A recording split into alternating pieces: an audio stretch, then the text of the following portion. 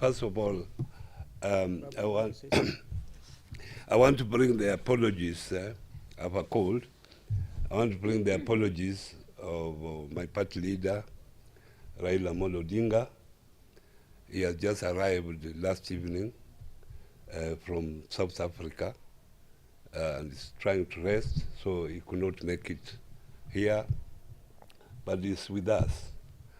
And I want also to take this opportunity to thank the 115 members of parliament, mainly from our coalition, who stood with the Kenyans to reject the finance bill 2024. I'm also saddened that some of our members decided to vote yes against their people's wishes. And as a coalition or as a party, we'll take disciplinary measures against those particular members because, as you have been informed, our own Secretary General communicated to them what they were supposed to do, and unfortunately, they never did that. Some of them are using local politics about the finance bill. The finance bill affects all Kenyans, does not affect a particular local community. So we have to come together as Kenyans and make sure that Kenyans get the right thing that is supposed to help them prosper as Kenyans in the future. The sanctions are clear as to the recourse that the parties will have against the DEFIANT MPs who actually betrayed the cause. But as to whether William Ruto is impeachable as a president, the Constitution is actually very clear. And the Law Society, I think, had already given an indication that they are concerned about certain things that he has done that actually constitute grounds for impeachment. And those are being compiled. And wherever and whenever a president violates the Constitution, there are grounds enough that the Constitution sets out. He's not above the Constitution, he's not above the law, and he can be impeached. So that is one option that is on the table. You are aware that our courts found the deployment of our police officers to Haiti as being unconstitutional. You are aware that he has defied the courts and gone ahead and insisted, just the way he has pushed this draconian bill down the throats of Kenyans. He has pushed that decision to deploy to Haiti against court orders. There are things that he has done in blatant violation of our Constitution that constitute grounds for impeachment. So we want to make it very, very clear that as a coalition, working with the LSK and other interested parties, we are working on it. And that is very, very clear. But also for the media, I think we want to thank you for the highlighting of this very successful protest by the Gen Zs. You are also victims. Many of you actually got injuries. We say poorly to you, but we are also saying you must join us in taking action against this police brutality. And we're not just talking about our local media, the international media also. I saw one international foreign reporter who was injured.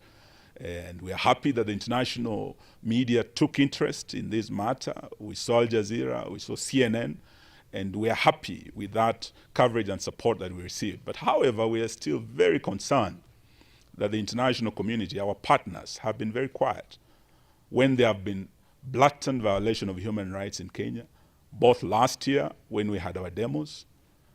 Our friends in the UK, in the US were quiet. And they turned a blind eye to the violation of human rights in Kenya now and last year. We are happy the AU has come out. But why are our international friends quiet? Is it because they have their blue-eyed boy, their puppet here? They do not want to condemn when he's doing blatant things like what we have seen, the death of this young man and 75 others. When there is corruption, other nations have been sanctioned. We saw the Speaker of the Ugandan Assembly being sanctioned by one of the countries. But when we have corruption in Kenya, a blind eye has been turned to William Ruto and the endemic corruption in the Kenya Kwanza government, including the fertilizer scandal we saw recently. The minister is still serving. Why are there double standards, we dare ask? Thank you. Thank you. Correct two issues that I have noted. One is that during the debate, Your Excellencies, we noticed that there was a tendency of those 2 or 4 cronies of the Kenya Kwanza administration who are trying to imply that Gen Z are not knowledgeable enough to know what was contained in the finance bill. Maybe it is a high time you realize that these are young people that have just finished university and have no jobs because this administration has not created a conducive environment for employment. So that's the first thing we need to clarify. The second one is that the Kenya Kwanza team in the House kept implying that there is something good they have done to Kenyans. Every time they spoke, they implied that they have removed VAT on bread. They kept saying they have removed motor vehicle tax. The reality is there was no VAT on bread, there was no motor vehicle tax. Those were ideas in their brains. So they cannot be telling us that they have removed something that was not already in law. What they did is that they actually created new laws that are going to be punitive to Kenyans. And we are saying that the fight continues because we are going to the committee of the whole House on Tuesday, and we'll keep fighting for Kenyans. Members of the press, today we are here and we are mourning the death of our hero, a young man called Rex, who was shot yesterday by a police officer. And I went earlier on to the city mortuary, and I can confirm that Rex is no more. And I want to say that Rex's only crime was to fight for the rights of Kenyans. His only crime was to come out and ensure that he fights the draconian finance bill. Rex committed a crime of only ensuring that the price of unga is not increased, the price of other goods, food stuff are not increased. And therefore, may Rex's soul rest in peace. To the Inspector General of Police, we demand that you resign. Koome, we know that you are vicariously liable to the murder with malice aforethought of one Rex, and therefore you must resign, and the DPP must institute a criminal charge of murder against your person. To the police officer who murdered Rex, you must surrender yourself before Kenyans catch up with you, because if they get you on the streets, it will be something different.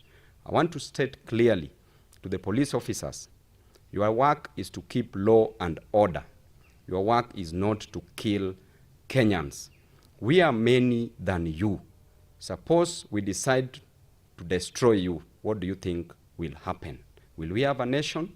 And lastly, to the 115 members of parliament who voted, congratulations for standing with Kenyans. You voted with Kenyans.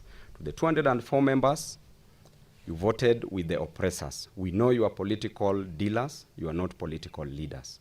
We know you are leaders who have a mission, but not a vision.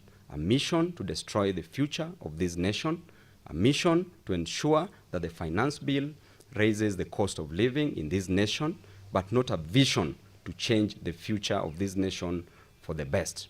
To Zakayo, I want to tell you that you are still on the tree. Gen Zs are cutting down the tree. Hiyo mti ndio itakatwa, juu umekataa kushuka. Tupatane next week. Let there be demonstrations everywhere in the country, in every ward, in every constituency, in every sub-county, in every county, and across the nation. Let us proceed with the struggle. Thank you and God bless you. Sure, Robert. Like Mheshimiwa Jeremiah Kioni, Jubilee Secretary General, our sister Mother Karua already in Nakuru. They are actually continuing with the Limuru 3 deliberations. So they will be saying similar stuff. Edwin Sifuna, Mheshimiwa Sifuna was here before, and he has had to rush to the city mortuary to confirm this news about Rex. You will recall that during our last press conference, he actually said, as Secretary General of ODM, they had sent out letters to all their members. And we recognize some of the members of ODM, like member for, I think, Kibra, actually heeded that call and voted no. Langata, member for Langata, Mheshimiwa Jalango. Those others, and we have 3 in Wiper, we're obviously going to start that process ourselves.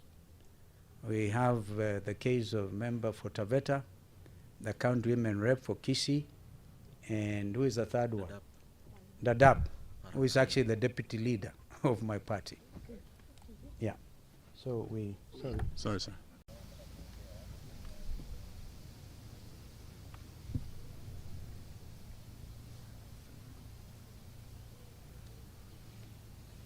Is it to mean that you would start, or you have started an impeachment process against President William Ruto? By the way, some of our colleagues, like Mheshimiwa Jeremiah Kioni and Jubilee Secretary General, our sister Mother Karua, are already in Nakuru. They are actually continuing with the Limuru 3 deliberations. So they will be saying similar stuff. Edwin Sifuna, Mheshimiwa Sifuna was here before, and he has had to rush to the city mortuary to confirm this news about Rex. You will recall that during our last press conference, he actually said, as Secretary General of ODM, they had sent out letters to all their members. And we recognize some of the members of ODM, like member for, I think, Kibra, actually heeded that call and voted no. Langata, member for Langata, Mheshimiwa Jalango. Those others, and we have 3 in Wiper, we're obviously going to start that process ourselves. We have the case of member for Taveta, the county women rep for Kisii, and who is the third one? Dadaab, who is actually the deputy leader of my party. Yeah. So we, sorry. Sorry, sir. Sorry. Can continue. Is this okay? Thank you.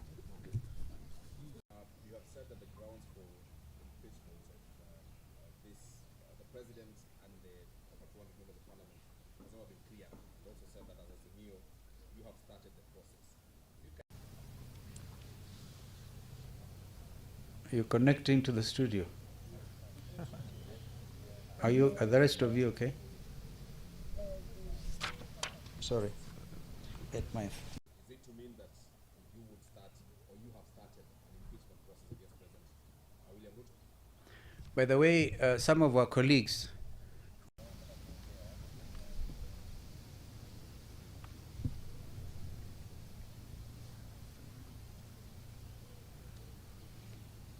This side. From the other side. To look gender friendly.